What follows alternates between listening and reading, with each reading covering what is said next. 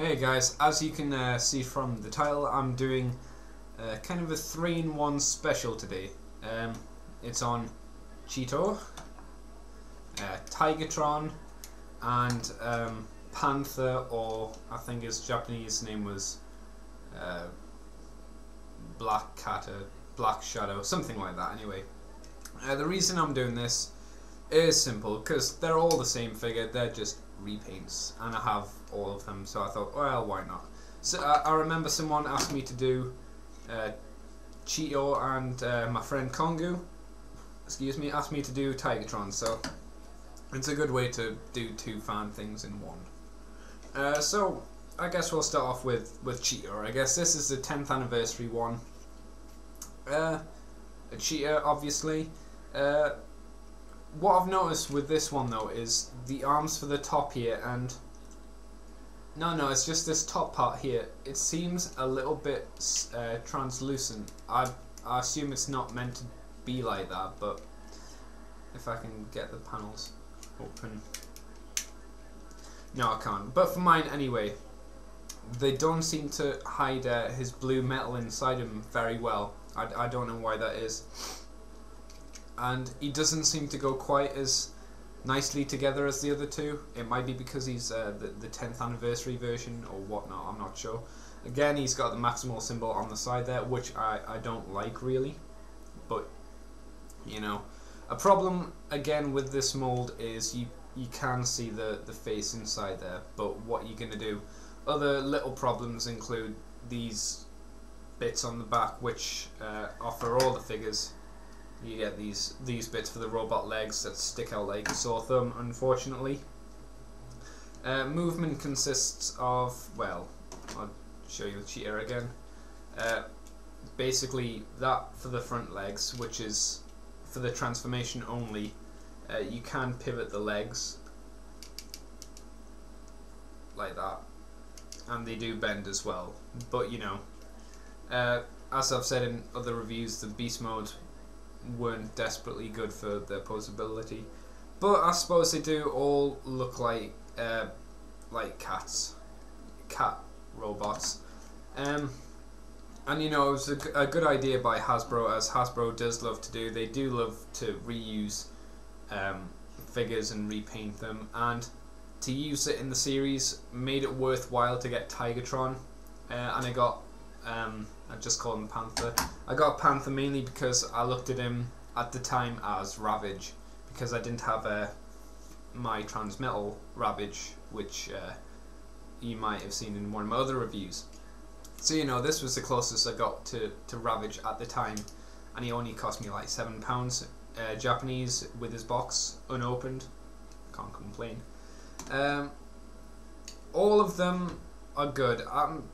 I'm less fond of Cheetah, to be honest, but that's probably because of the yellow colour scheme. Tigatron I do like the white and the black stripes on him, and I think the use of this kind of green works quite well. Usually for a lot of figures, this kind of turquoisey, I don't know, aqua bluey greeny colour doesn't work, but for Tigatron it definitely suits him. And again for Panther, I like it because it's just all black, and he's got red eyes, and nice little bits of yellow as well. And you know, I like that kind of combination. I think it works quite well.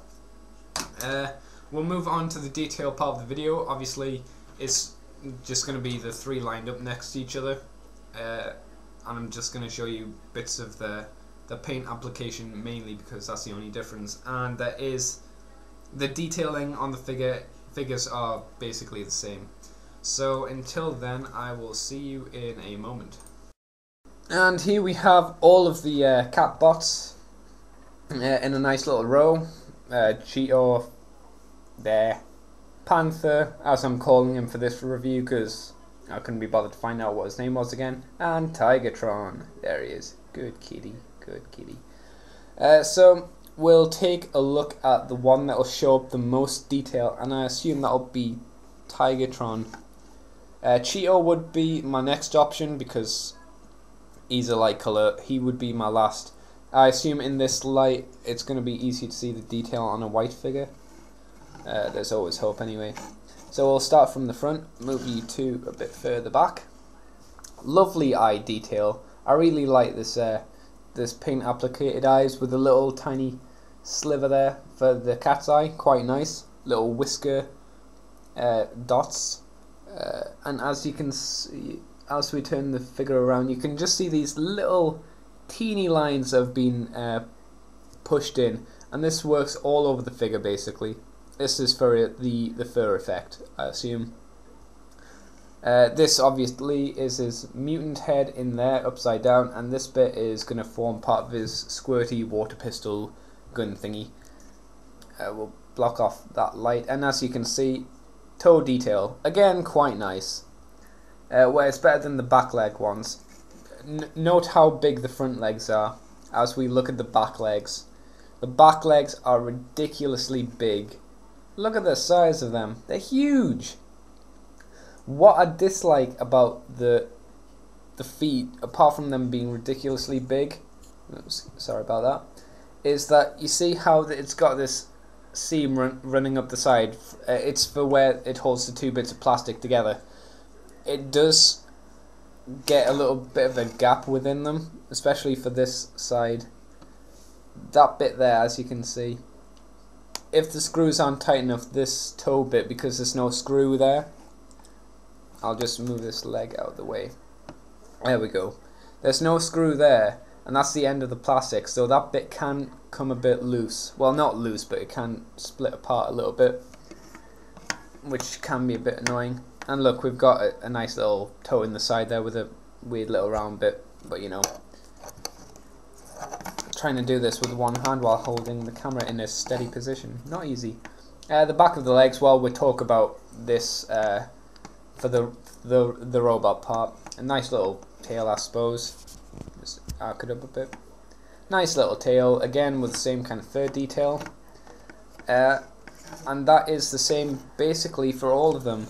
I do notice now that Tigatron does have this more. It has more detail. He's the most detailed out of the two because he's got these little holes for whiskers and he's got the eye slivers. Cheetor does have the eye slivers, however he doesn't have any whisker holes or whatnot. And the detailing around his mouth is a lot less obvious than Tigatron's. So yeah, he's not quite as nice. So we'll push Tigatron to the back there. We'll just have a quick look at the Naffy Maximal sim. I mean, it's nice. It's nice that they included it, but it kind of takes away from the fact that they're in disguise. You know, if a Predacon comes up and it looks at it and it goes, yeah, I think this may be a Maximal. Yep, pretty sure it is. You know, your disguise is kind of blown. Panther here, again, it's nice that they've applied the round bit there with a bit of colour.